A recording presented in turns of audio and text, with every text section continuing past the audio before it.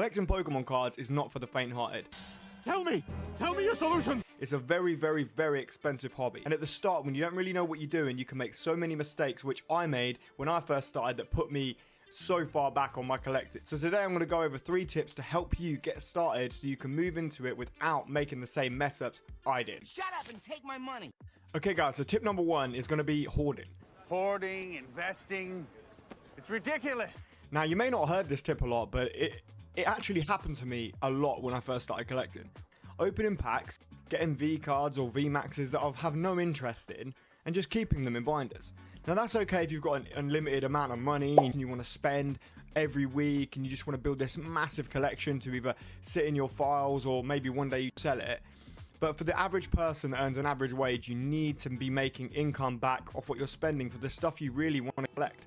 So hoarding is a big problem. I think that you'll end up with so many cards lying about or trying to shift it in bulk, which is not always easy to do nowadays considering bulk has gone down in price. What I suggest you do is if you pull a V or a V Max, you can sell it, be it if you're in America, you can sell it on TCG Player. If you're in the UK or Europe, you have a card market or eBay. It's good to just generate resources to buy you new stuff and new packs that you want to go for. You need to be having that in mind, that when you're moving forward, this can happen. You will end up sitting on so many cards you do not want, you do not need, and you think, oh, that's cool, so I'll keep it. Oh, one day it might go up in price, but they might not. The general rule of thumb in Pokemon is a lot does go up. Over years, they do increase in price, right, as they become rarer.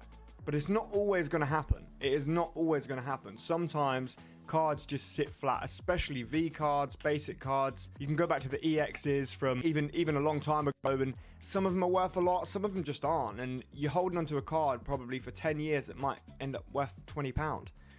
Hoarding is a massive problem, guys. Keep it to a minimum. Before we go on to tip number 2, guys, if you could hit the button down below, drop a comment if this helped you or if it didn't, or if you made these same mistakes. Hit the like button, you know the drill, you know all the buttons. Let's go on to tip number 2. Okay guys, so tip number 2 is the meta game. Meta what? Now, a lot of people don't actually play Pokemon as you would think. A lot of people just collect them for the artwork and they're just cool cards. Whereas like Yu-Gi-Oh, a lot of people actually play that, but there is still a meta in Pokemon. If you have cards lying about, you need to be constantly checking the meta tier list. A lot of cards that you think are going to be worth 10p may actually be worth a lot more. A lot of trainer cards do have a higher value in current metas. There was an Inteleon V that was going for like nothing, and then it was in the meta and it shot up in price. You need to be keeping an eye on this, because if you're sitting on a lot of cards, like we said, from hoarding, and you're thinking, oh, I'll just chuck this in the bulk pile, they could actually be worth a few pound or a few dollars each, and if you've got 10 of them, well, there you go. Sometimes you can sell them in sets on eBay, so you can sell a set of 3 trainers that you can see in a deck. You can sell a half deck if you can build it, and it really does help resource generation. Going forward, always keep up to date with the Pokemon meta, because you could have a few hidden gems. Tip 3 is buying what you love.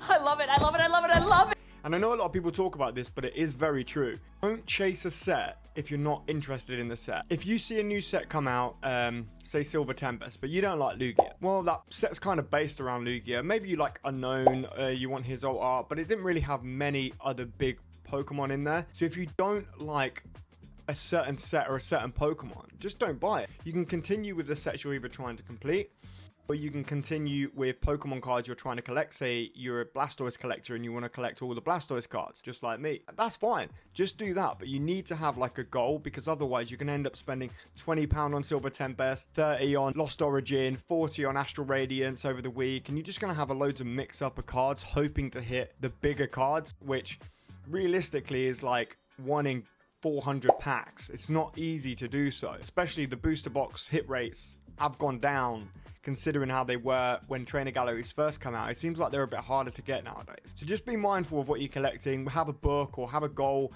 if you want to have some kind of collection to just build up. Unless you're rich as hell, then buy whatever you want. Oh, I've got the money. Okay guys, so the bonus tip I'm going to give you for this video is a small one, but I believe it really does help, is buying loose packs. Keep talking. You need to be so careful when buying loose packs, especially online. A lot of people will open a booster box. Oh, I've hit the Lugia. Okay, I don't need the rest. Well, they'll hit some of the good cards and realize that the rest are probably not very good, considering there's only averagely about 8 to 14 hits in a box. So you got to be very careful when you're buying them things. It's probably better to buy blister packs that are sealed, booster boxes, or something like that, that you know you're going to get more value for your money. So bear that in mind, that when you're moving forward with this, just try and keep to the sealed stuff. I know it may be a bit more expensive up front, but you're probably going to save that in wasting time. Thank you guys for watching the video. It's been an absolute pleasure. Hit all the buttons. Hope this has helped you out. I wish I would have seen a video like this when it helped me out massively. So take care. Love you all. Peace.